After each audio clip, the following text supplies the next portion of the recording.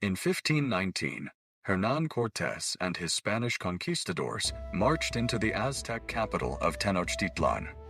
They came for gold, but they found something else growing in the fields surrounding the city, something that would threaten their entire colonial project.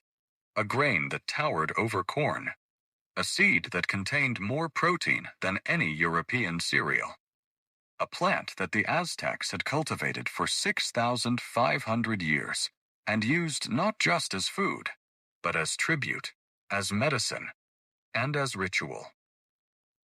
Cortez did not simply conquer the Aztecs, he burned their fields. In 1521, he outlawed the grain under penalty of death. He replaced it with wheat, with barley, with the crops of the Old World. By 1550, amaranth had been almost completely erased from the continent where it fed millions. Not because it failed, because a grain that grows without permission, that feeds without cost, and that carries medicine no other crop can match, is a threat to any empire built on control. This is the story of amaranth, the grain they tried to burn out of existence. Welcome to USA Grows. The archive opens in the Tehuacan Valley of Mexico, approximately 4,500 BCE. Archaeologists have found domesticated amaranth seeds in storage pits dating back nearly 7,000 years. By the height of the Aztec Empire, amaranth was cultivated across an estimated 20,000 acres, second only to corn in total volume. The Aztecs called it huautli. They ground it into flour. They mixed it with honey and human blood in religious ceremonies. They used it as a tribute payment to their emperors. And they prized it for something they could not have known scientifically, but understood intuitively. Amaranth kept you strong. It kept you healthy. It kept you alive when corn failed. Now let us talk about what modern science has discovered inside that tiny seed, because this is where the suppression becomes criminal. Amaranth contains a bioactive peptide called lunasin. Lunasin has been extensively studied for its anti-inflammatory and cancer prevention properties. Peer-reviewed research has shown that lunasin can inhibit the growth of cancer cells, reduce oxidative stress, and protect against DNA damage. No other grain contains lunasin in meaningful concentration. Not wheat, not rice, not corn, only amaranth. And the pharmaceutical industry has no incentive to study a cancer-preventive compound that grows in a seed anyone can plant in their backyard.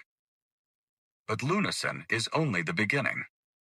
Amaranth also contains squalene, a naturally occurring compound that delivers oxygen to your cells and supports immune function. Squalene is sold as a premium supplement for skin health, joint health, and cardiovascular protection. No other food on Earth combines both lunasin and squalene in meaningful quantities. These two compounds alone would make amaranth a pharmaceutical headline if they were synthesized in a lab. Instead, they grow together in a seed that costs pennies. Now let us talk about the clinical evidence. Studies on patients using amaranth oil alongside a controlled diet showed total cholesterol dropping by 14 to 20% across multiple patient groups. These are not animal studies. These are human clinical results that never made mainstream health news. Peer-reviewed research also shows that amaranth phytochemicals have measurable anti-diabetic potential, lower blood pressure, and protect against oxidative stress and inflammation. Those are the root drivers of the two biggest chronic disease epidemics of the modern era: heart disease and type 2 diabetes.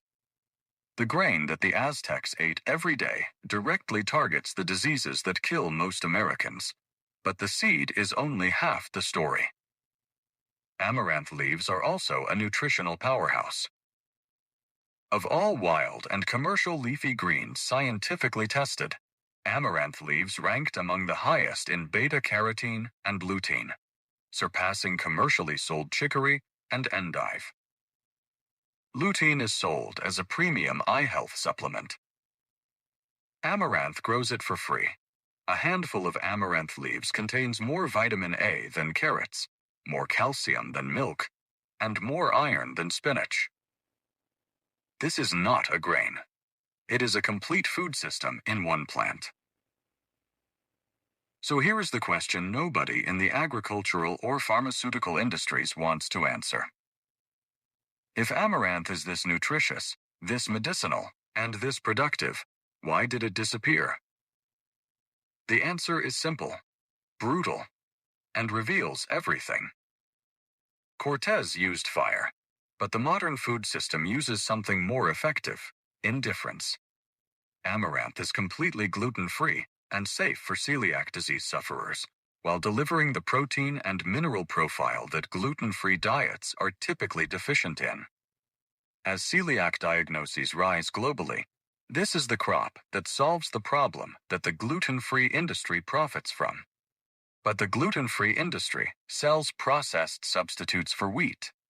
They sell expensive breads, pastas, and crackers made from rice flour, potato starch, and tapioca.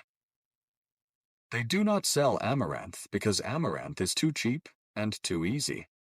You cannot build a billion-dollar industry around a grain that your customers can grow in their backyard. Amaranth grows across sub-Saharan Africa in drought conditions and poor soil where conventional cereals fail entirely.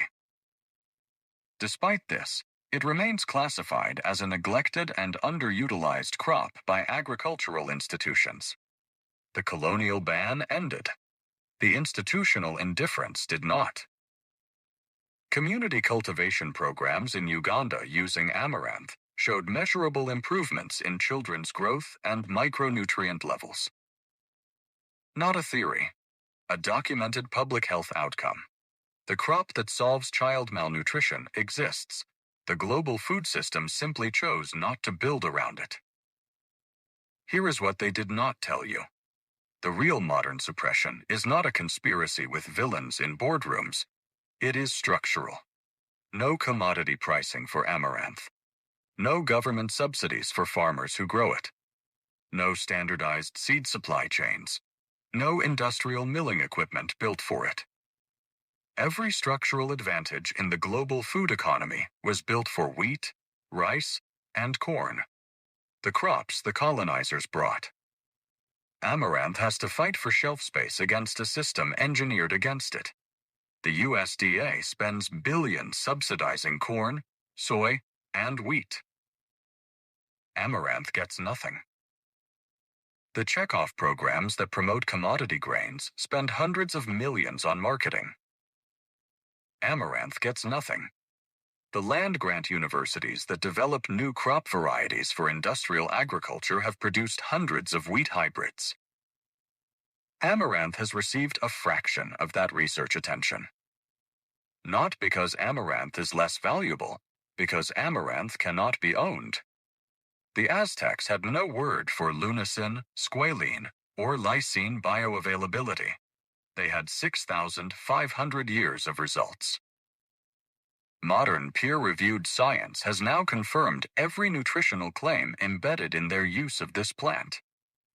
Ancient empirical knowledge and modern laboratory data arrived at exactly the same conclusion. The plant works. It always worked. The only thing that changed is who was allowed to grow it. Today, you can still find amaranth. It grows wild across North America, escaped from ancient gardens, naturalized in disturbed soils. The grain is available in health food stores, typically priced at $4 to $8 per pound, but you do not need to buy it. Here is what you do. Sow amaranth seeds directly into the soil after the last spring frost, barely a quarter-inch deep. Space plants 12 inches apart. They need nothing else. No fertilizer.